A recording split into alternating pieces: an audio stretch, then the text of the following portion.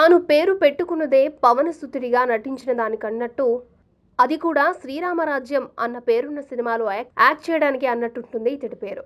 అదే పవన్ శ్రీరామ్. కళ్యాణ్ రామ్ హీరోగా వచ్చిన హరే రామ్ ఇతడి తొలి సినిమా. తర్వాతి కాలంలో ఇతడు బాలనటుడిగా వరుసపెట్టి సినిమాలు చేసుకుంటూ వెళ్ళాడు.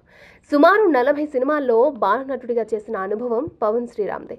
శ్రీరామ్ చైల్డ్ ఆర్టిస్ట్గా చేసిన మూవీస్లో ఎందరో పెద్ద హీరోలతో చేసిన సినిమాలు ఉన్నాయి. గాయం 2, బలాదూర్, ఆడవారి మాటలకు అర్థాలు వేరులే వంటి సినిమాలు ఎన్నో ఉన్నాయి. ఇప్పటికే తెలుగు సినిమా రంగంలో ఎందరో బాలనటులు తమ అదృష్టాన్ని పరీక్షించుకున్న వాళ్ళల్లో ఉన్నారు. తెలిసి తెలియక తెర మీదకొచ్చి తర్వాతి కాలంలో తెర మీద తమను తాము చూసుకోవడంలో థ్రిల్ ఫీల్ అయ్యి ఇండస్ట్రీలో అలా స్థిరపడిపోయిన వాళ్ళు చాలామంది ఉన్నారు. శ్రీదేవి నుండి మొదలు పెడితే అలీ వరకు చైల్డ్ ఆర్టిస్టులే.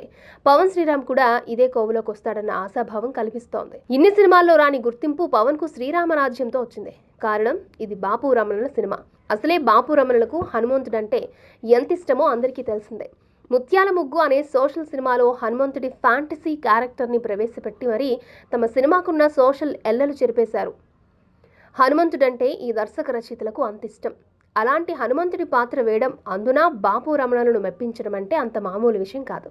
అలా మెప్పించినందుకు పవన్ శ్రీరామ్ కెరియర్కు ప్లస్ పాయింట్గా నిలిచింది.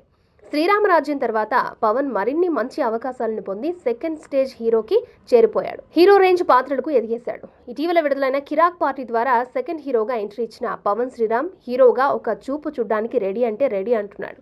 త్వరలో ఇతగాడు హీరోగా మారేలా కనిపిస్తున్నాడు. మరి పవన్ శ్రీరామ్ సోలో హీరోగా మరిన్ని విజయవంతమైన సినిమాలు చేయాలని మనం కూడా ఆశిద్దాం.